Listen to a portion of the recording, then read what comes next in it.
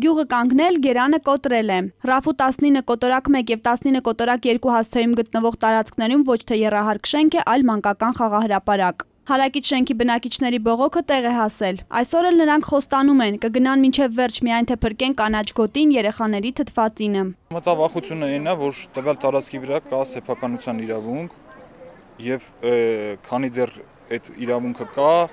այս խաղահրապարակը կասկածի տակ է։ Նորից պայքարելու ենք, վերաքննիչ բողոքով ենք դիմելու, նորից դիմելու ենք էլի վարչական դատարան ուրիշ բողոքներով, որ շինթույլտվություն անօրինական ճանաչեն։ Այս տարածքը սեփականության իրավունքով պատկանում է քաղաքացի Դմիտրի Արիստակեսյանին։ Երևանի քաղաքապետը, թաղապետն ու տարածքի падգամավորը խոստացել են, սեփականատիրոջն այս տարածքի փոխարեն ուրիշը կտան, հարցը վերջնականապես կլուծվի։ Մենակ հասանք դրան, որ